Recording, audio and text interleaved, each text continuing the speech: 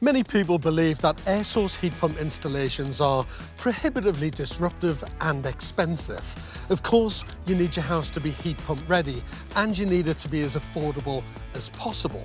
But how and when do you make the decision to transform the way you currently heat your home to a greener way of living? I'm George Clarke and I'm taking on ScottishPower's Great Green Challenge. As their Greener Living Ambassador, I'm going on a road trip across the country, in an EV of course, to meet people who've made the journey to greener living. I want to learn from them how to make that journey easier and more achievable for everyone. Why? Because 2/3 of people in the UK think that greener living is out of reach. My task is to prove that it's not, and maybe tackle a few myths along the way. I had the car charging overnight, so I'm all set this morning. Next stop, Marden in Herefordshire, to try and bust a very common myth. George, 62% of people think that installing a heat pump will require major changes to their home and come at a significant cost. Your challenge is to find out just how accessible and affordable they are. Let's go. Now that is not the only statistic that grabs the attention. Over 40% of us would rather wait for our existing boiler to completely pack in before taking the initiative and upgrading it to a more energy efficient system. Now, if that many people are still struggling to make greener choices and think they don't add up, I've got my work cut out. So far, my road trip has taken me from London to Edinburgh, then on to Bolton and now to Hereford, passing through some stunning countryside along the way. I'm hoping to stop near the city's magnificent cathedral. You can't beat a bit of Gothic architecture. Andrew and Sue live in a 2-bedroom bungalow, which they bought 17 years ago. Since then, they've made significant changes to make their home as energy efficient as it can be. Gorgeous day. Yeah, you brought the sunshine with you? Yeah, it's normally the rain I bring, to be Yeah, honest. well, I had heard. Can we go inside and have a chat? Yeah. Go after you. Oh, okay. You have the most wonderful garden, by the way. Well, it's been a long time getting to this stage, but yeah, we love it. And Andrew, you were a farmer. Yes, yeah, worked on a mixed beef, sheep and arable farm up in the Welsh Hills. So coming to this house, Sue, how long have you been here for? 16 years now we've been here, yeah. And have you done a few upgrades before you even changed your heating system? Well, yes. I mean, it was single glazed when we came here, so it was pretty cold and basic when we moved in. It was like moving into the 70s. The heating in the place when we bought it was just immersion heater in the tank, and then it was all the night storage heaters throughout, so it was all electric. So why did you go for a wood burner? Bit of my farmer days, really. I have chainsaw, you know, I knew to handle a chainsaw. And at the time, firewood was fairly readily available. I mean, people have trees come down, I'd remove it for nothing, you know, and take the firewood, you know. But you had no central heating system, no No. radiators? No. Yeah, when you've got a single heat source like that, to get the warm air circulating around, you have to keep all the doors open all the time, don't you? And you're literally trying to do heat transfer from one side of the house to the other. Right, yeah. But your kitchen must have been pretty chilly at certain times It was. of the year. I mean, occasionally I'd get an electric heater and just plug it in and just to boost it a little bit. There's a gas option.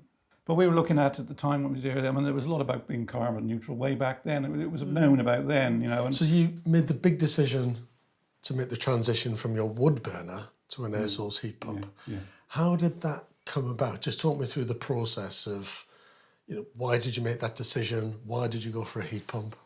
Well, we've been looking at it for a few years. I mean, they've been about a while, haven't they? Everybody thinks air source heat pumps are new. They've been around for a long time. Yeah. It's actually tried and tested Well, technology. this is it. When you start reading about the Scandinavian countries using them immensely, and you think, well, if they can do it, it can't be bad. I mean, but of course up there, they're very conscious about how they insulate their houses because it's cold. They're known straight away. So I think insulation was the key. There's a lot more to it than just whacking in a gas boiler and sending lots of hot water around the radiators. It's a lot more to it. Yeah, I think you've got to have a more holistic approach to the house. You've got to look at it. Look at its existing insulation standards, its glazing, and make sure the heat pump's going to work. But they do say there's a heat pump for every home. It can work. Okay. It's just how efficient it is. Yes, absolutely. Did you know anyone that had a heat pump install?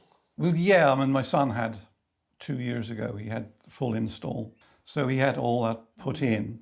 And how did that help you make the decision to go for a heat pump? Because you quiz him, what's it like, Dave? You know, and David said, the time he finished, the house was way warmer and he was using a third of the electricity. And I think that's what's really important, actually, that when you get a heat pump installation done, you need to make sure it's by an approved installer, that it's done really well and that you're using it in the right way. Because it is slightly different to a conventional heating system. Sometimes you don't have to have the temperature so high. It operates at a slightly lower temperature through the house. It needs to be nice and steady and balanced. And quite often when people have got gas boilers or oil-fired boilers, it's crank the heat up, get the heating on at 22, 23 degrees, blast the house, and then you get a bit too hot and you turn it right down again. With an air source heat pump, you just want it nice and steady, 19, maybe even 20 degrees, just a steady state temperature. It's a more gentle system. So you must have been given a lot of reassurance, you know, from family who have had an install done. And from the installer and from the company that designed the system to say, okay, we're going to do this now. And ScottishPower were good, and it was all green power. They said all from renewables. 100% renewable. So I thought, so we said, that's good. We'll go that way. So and was that a conscious decision to be green? That was a decision that you made? It wasn't just about the system and cost? We very much want a world for our children and grandchildren and that, you know, so it's a little thing we can do, but it's for a future world in a way. Well, it's a little thing you can do that makes a big difference, if I'm honest. You're doing your bit to make the planet that little bit greener. And you're absolutely right, you've got to think about future generations. It's really, really important. And what about the install? What was that like?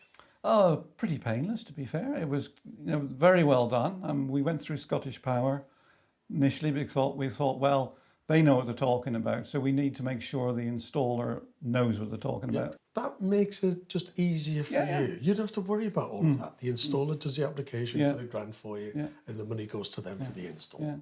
I was quite impressed with them because they weren't telling me you've got to have this, you've got to have that. They were saying, what do you want to do? Which was a great start. So there was a lot of input from us. And the lovely thing about that as well is that, you know, most homes are different. You know, they might have a little bit of variation. You might have a house that's exactly the same look and style as this one, but it might not have double glazing. It might not have high insulation standards. Therefore, you've got to design the system in a different way. Yeah, that's right. Fantastic. And rather than him telling me where you're going to put the heat pump, where do you want the heat pump? And you said just there. A heat pump works a bit like a fridge in reverse.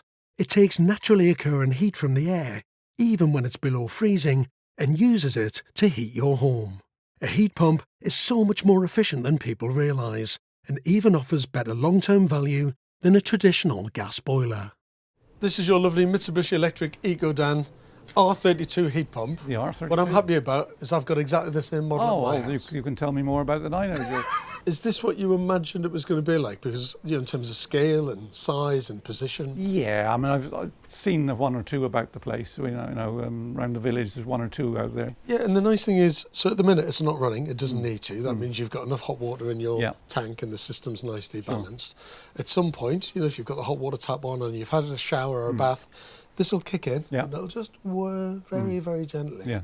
But it's ultra quiet. Yes. We'd find ourselves going into the conservatory and peering out to the window and see if it's running.